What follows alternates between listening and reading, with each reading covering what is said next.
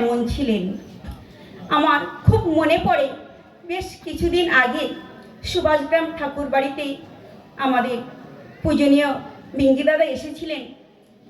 দুটো একটা ছোট্ট ছোট্ট কথা, যে আমাদের চলার পথে, আমাদের জীবনে, আমাদের সাংসারিক জীবনে, আমাদের পারিপার্শ্বিক জীবনে যে কতটা প্রয়োজন, সেই কথাগুলো বারবার আমাকে ধাক্কা দেয়। বলছেন, আগে মানিয়ে নিতে শিখুন।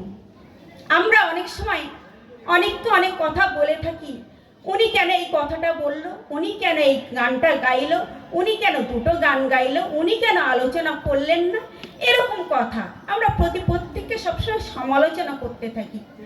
কিন্তু পূজনীয় বিঙ্কি দাদা যখন বললেন যে আপনারা প্রথমে সবাইকে মানিয়ে নিতে শিখুন, হয়ে গেছে যা গেছে, আমরা সেটা নিয়ে কেন গবেষণা করব, বা সেটা নিয়ে কেন মানে নিন্দা পরচর্চা এগুলো কেন করব, যেটা হয়েছে সেটা মেনে নিতে হবে।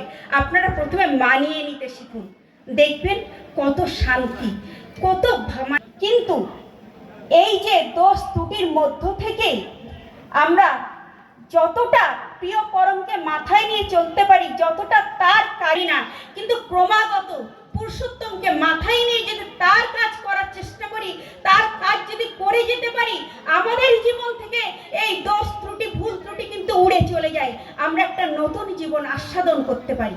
এই কথাগুলো শুধু আমাদের জীবনে একটু মেনে চলা লাগে।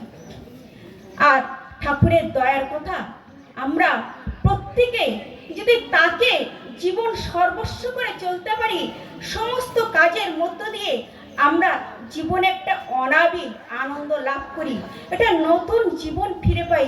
আমাদের প্রত্যেকের জীবনে দুঃখ দুর্দশা সব সময় লেগে থাকে, কিন্তু তার দয়ায় আমরা সমস্ত কিছু উতরিয়ে যেতে পারি। এই প্রসঙ্গে আমার একটা গল্প ঠিক মনে পড়ছে, আচার্যদেবের মুখ নিঃসৃত গল্প। এই কনফারেন্সের আগের কনফারেন্সে শেষে আচার্যদেব বলেছিলেন, গল্পটা এমনই, এক মায়ের স্বামী 14 বছর নিরুদ্দেশ ছিলেন। তো ওই মাটি তার মানে হত দরিদ্র অবস্থা, খুব কষ্ট করে লোকের বাড়ি কাজ বাজ করে নিজের সংসার তিনি চালান, নিজের জীবন এভাবে অতিবাহিত হয়। ঠিক এভাবে চলতে চলতে সেই গ্রামে একটা শ্রী ঠাকুরের মন্দির তৈরির কাজ চলছিল। সেই সংবাদটা একটা বাচ্চা মেয়ে ওই মাটির কাছে এসে একদিন বলে যে এরকম ঠাকুরের গৃহ নির্মাণের কাজ হচ্ছে, ঠাকুর মন্দির হচ্ছে, আপনি যদি দয়া করে কিছু অর্ঘ্য যোগান দেন। মাটি তখন ভেবে চিনতে ভাবলো, সত্যিই তো আমার কাছে তো বেশ কিছু টাকা আছে, সে তার নিজের ঘর করার জন্য সরকার থেকে যে অনুদান দেয় 6,000 টাকা মাটি পেয়েছিল, সেই 6,000 টাকা তার সংগ্রহ করা ছিল। তখন ওই মাটি বললো, আমি ওইটাই দিয়ে দেবো ঠাকুরের মন্দির করার জন্য। তখন বাচ্চাটি মাটিকে বোঝাচ্ছে, না মা, আপনার তো ওইটুকু শেষ সম্বল, আপনি আপনার সাধ্য মতো দেবেন, ওটা কেন পুরোটা আপনি দেবেন। মাটি ওই বাচ্চা মেয়েটিকে আর কিছু বললেন না। তিনি যথারীতি একদিন ওই যেখানে ঠাকুর মন্দির হচ্ছে নিজে চলে গেলেন, মন্দিরে গিয়ে মন্দির কর্তৃপক্ষকে ডেকে ওই 6,000 টাকা তাদের হাতে তুলে দিলেন। তারপর মাটা বাড়ি ফিরছেন, বাড়ি ফিরে বাড়ি ঢুকতে যাচ্ছেন, কে যেন মাটিকে বললেন, কিরে তুই তো তোর সর্বস্ব দিয়ে দিলি না আমাকে, তুই তো কিছু রেখে দিলি।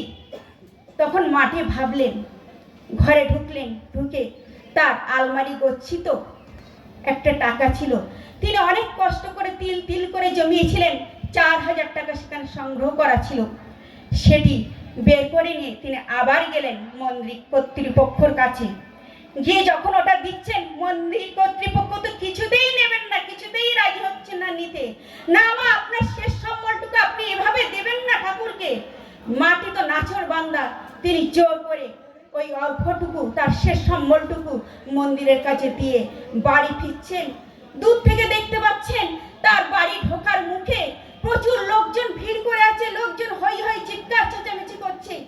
মাটি আস্তে আস্তে বাড়ির কাছে এগিয়ে এলেন, এসে দেখেন তার 14 বছর হারিয়ে যাওয়া স্বামী ফিরে এসেছেন।